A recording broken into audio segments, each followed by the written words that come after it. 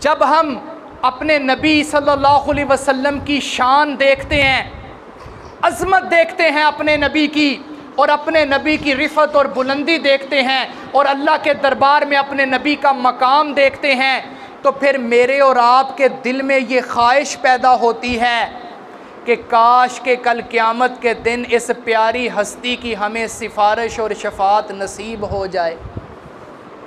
کیوں جی، سب کی خواہش ہے نا؟ میں دعا کرتا ہوں، آپ آمین کہہ دیجیے، اللہ ہم سب کو اپنے نبی کی شفاعت نصیب کر دے۔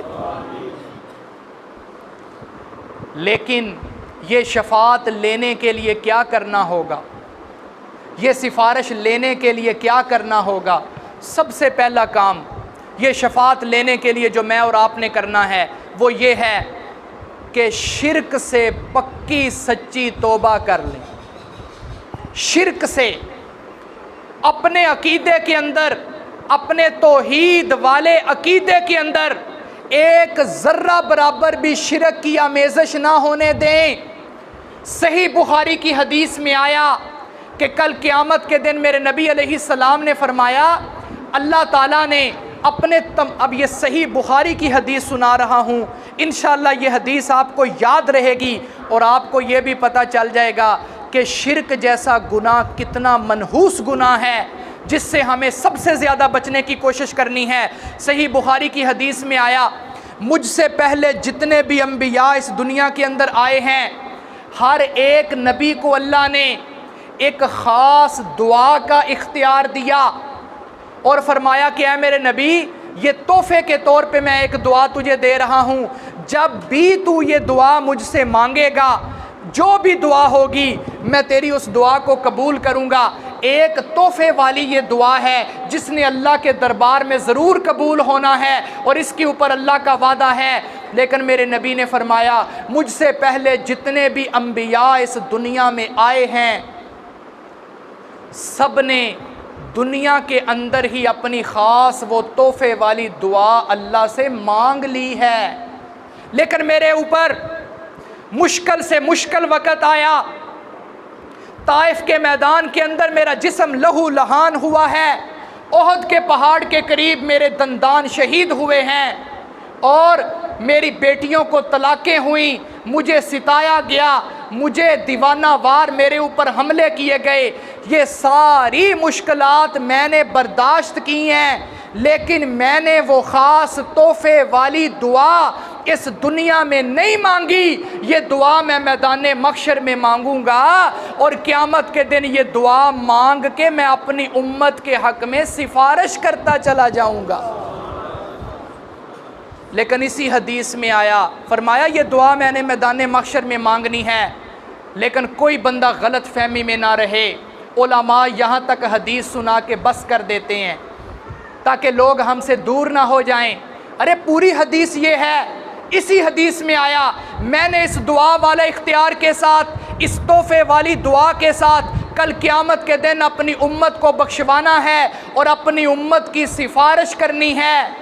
آگے میرے نبی نے فرمایا، شفاعتی لمن مات من امتی لا یشرک باللہ شیئا، یہ دعا کر کے میں اپنی امت کے حق میں سفارش کروں گا، لیکن میری یہ سفارش اپنے اس امتی کے لیے ہوگی جو اللہ کے ساتھ کسی کو شریک نہیں ٹھہراتا۔ یہ ہے پوری حدیث۔ تو کل قیامت کے دن اگر شفاعت چاہتے ہیں تو شرک والا گناہ چھوڑنا ہوگا یا نہیں چھوڑنا ہوگا؟ خوش قسمتی ہے ان لوگوں کی جو اس دور میں علماء حق سے قرآن و حدیث کی روشنی میں اپنے عقائد ٹھیک کر رہے ہیں۔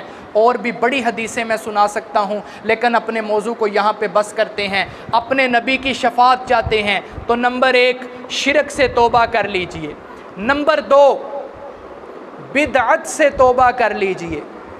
اشاعت التوحید و سنہ یہ وہ جماعت ہے جو خاص انہی 2 مقاصد کو سب سے زیادہ ہائی لائٹ کرتی ہے، کیونکہ قرآن و حدیث کی روشنی میں سب سے خطرناک یہی گناہ ہے، شرک اور بدعت والا گناہ۔ شرک والی بات آپ نے سن لی کہ اس امتی کے حق میں میرے نبی نے شفاعت نہیں کرنی، بدعت والی بات بھی سنا دیتا ہوں۔ میدان محشر میں حوض کوثر کے اوپر نبی اکرم صلی اللہ علیہ وسلم اور آپ کے صحابہ کرام، آپ کے جانثاران حوض کوثر کے اوپر آپ کے ساتھ کھڑے ہیں اور آپ اپنے امتیوں کو بھر بھر کے جام کوثر پلا رہے ہیں۔ دعا کریں اللہ ہمیں بھی نصیب کر دے۔ پھر دعا کریں، جمعہ کا دن قبولیت کا وقت ہوتا ہے، اللہ ہم سب کو یہ نصیب فرمائے۔ اور اپنی زندگی کی روٹین بنا لیجئے، اپنی ہر دعا کے اندر اپنے لیے اپنے نبی کی شفاعت اور حوض کوثر کا پانی، یہ خاص دعائیں ضرور مانگیے۔ حدیث سنانے لگا ہوں صحیح مسلم، پہلی حدیث جو سنائی ہے وہ صحیح بخاری، اب صحیح مسلم۔ نبی اکرم صلی اللہ علیہ وسلم نے فرمایا، میں کھڑا ہوں اپنے امتیوں کو جام کوثر پلا رہا ہوں، دور سے مجھے میرے چند امتی آتے دکھائی دیے جن کے اعضاء وضو والے اعضاء چمک رہے تھے۔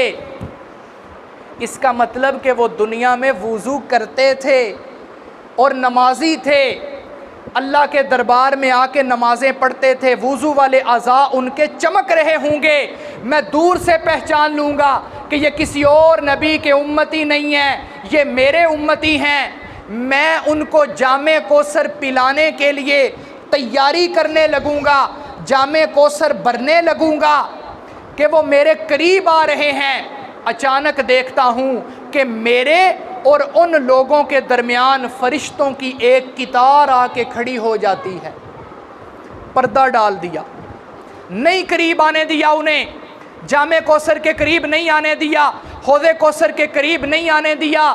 نبی اکرم صلی اللہ علیہ وسلم پوچھیں گے، اے فرشتوں یہ میرے امتی ہیں، یہ میرے امتی ہیں، آنے لگے تھے، میں نے ان کو جام کوثر پلانا تھا، کیوں تم نے روک لیا ہے؟ فرشتے کہیں گے، یا رسول اللہ یہ آپ کے امتی ہی ہیں، لیکن آپ کو نہیں پتا کہ انہوں نے آپ کے دین کے اندر نئی نئی باتیں ایجاد کر کے بدعات شامل کر لی تھیں، نئی نئی بدعات شامل کر لی تھی۔ اور یاد رکھیں، بدعت ہمیشہ ثواب والا کام لوگ جسے دین سمجھ کے کرتے ہیں وہ بدعت بنتا ہے، کوئی گناہ کا کام تو کوئی بھی بدعت نہیں بناتا۔ تو نبی علیہ السلام فرما رہے ہیں، فرشتے کہیں گے انہوں نے آپ کے دین کے اندر نئی سے نئی بدعات شامل کر لی، تو میرے نبی فرمائیں گے سحقن سحقن لمن غیر بعد دینی۔ میں ذرا اس کا مہذب ترجمہ کروں گا، لیکن پھر اصل میں بتا دیتا ہوں کہ اس کا اصل ترجمہ کیا ہے۔ سحقن سحقن لمن غیر بعد دینی، میرے ان امتیوں کو میری نظروں سے دور کر دو جنہوں نے میرے بعد میرے دین میں بدعات شامل کی ہیں، میری نظروں سے انہیں دور لے جاؤ۔ یہ مہذب ترجمہ ہے۔ اصل ترجمہ سحقن سحقن کا کیا ہے کہ آپ راستے میں چل رہے ہیں، کوئی کتا آپ کو تنگ کرتا ہے، اس موقع پہ جو آپ لفظ بولتے ہیں در در، اصل عربی سحقن سحقن کا یہ ترجمہ بنتا ہے۔ ایک لمحے کے لیے سوچئے گا، جس بندے نے اللہ کے نبی کے دین کے اندر نئی بدعات شامل کر لی ہیں، اس کے اوپر کتنا زیادہ آمنہ کے لال غصہ کر رہے ہیں، اسے اپنی نظروں سے ہٹانے کا کہہ رہے ہیں۔